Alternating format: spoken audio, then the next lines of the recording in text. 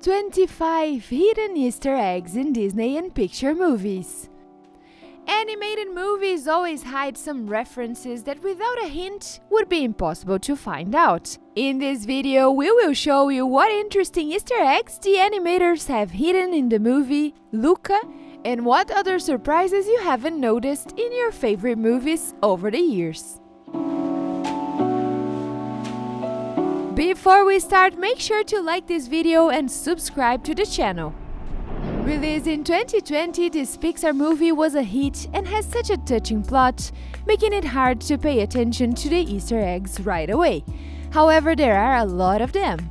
For instance, in the scene where 22 in the body of Joe Gardner is involved by the street music on the subway, if you pay close attention, you can see a mysterious combination of numbers on the trains.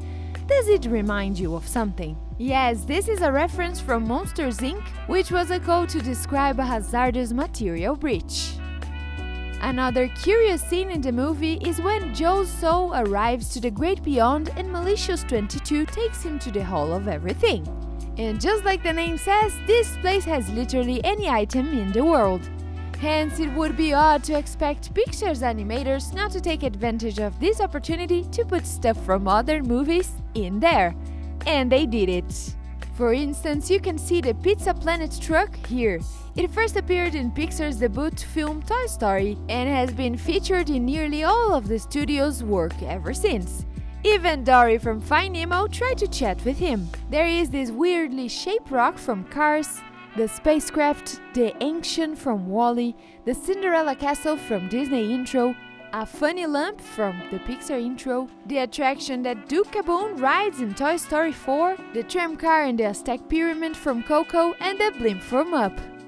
Yeah, we admit that this is a record of references in one movie scene. In addition, they also put references to movies that haven't even been released yet.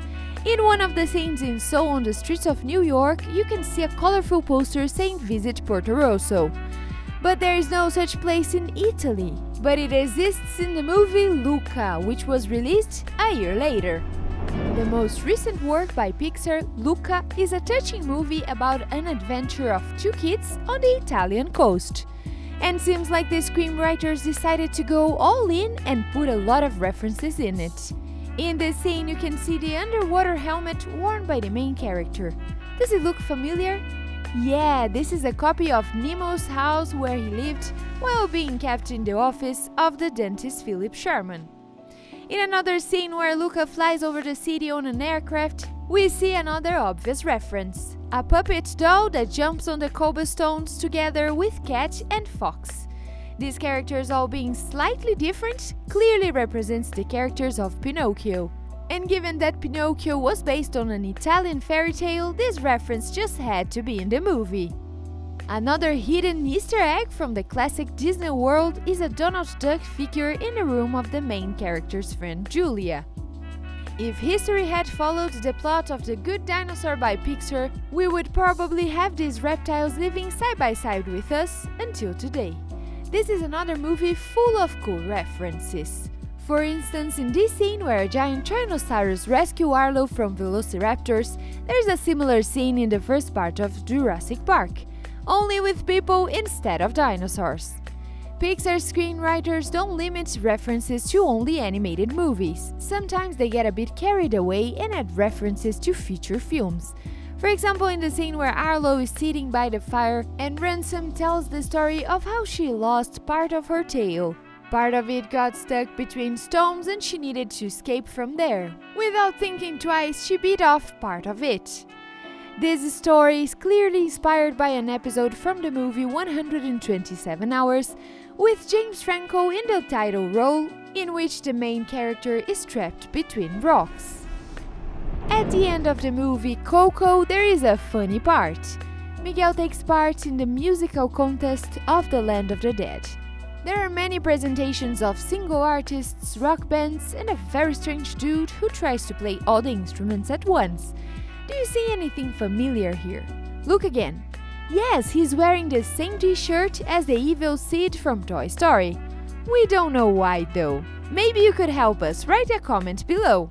Another cool reference was that Coco was released a little less than a year before the premiere of the second part of the cult movie Incredibles. So Pixar decided to gracefully reference the superhero sequel in one of the scenes. A company of spirits runs down the street with one small detail on these posters. The members of the Incredibles are portrayed as the dead from the land of the dead.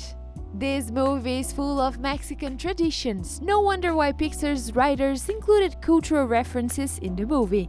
For instance, when Miguel sees a ghost that looks a lot like the Mexican artist Frida Kahlo. In fact, the Day of the Dead is the main theme in the Coco movie and generally in Mexican culture. So the writers decided to use the opportunity to pay tribute to their loved ones. During the credits, you can see a very touching shot with photos of deceased family members and friends of the studio staff. Here is another movie with some references, but with less fiction than you thought. For example, in the scene where Meredith sees the wisps in the forest, the blue lights. They helped her find her way back home and later to the witch's cottage. In fact, those little things actually exist. It happens to be a natural phenomenon that can be seen in the fields and swamps at night. Scientists still can't explain their origin, but most likely is caused by bioluminescence or spontaneous combustion of bog gases. The screenwriters of this movie spent a lot of time exploring a lot of ancient locations in Scotland as they wanted to make the movie more authentic. For instance, this cool place with standing stones where a good part of the whole story unfolds. This same location is almost identical to the ancient Cavendish stones.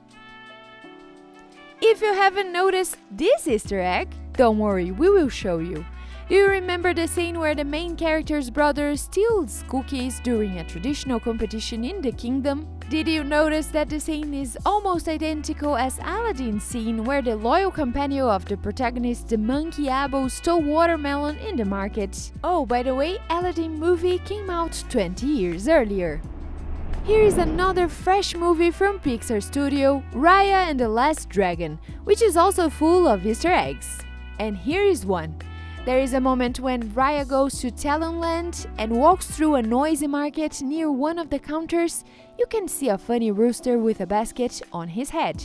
This is clearly a reference to Rooster from Moana. Here is a reference that only loyal fans of Disney will recognize.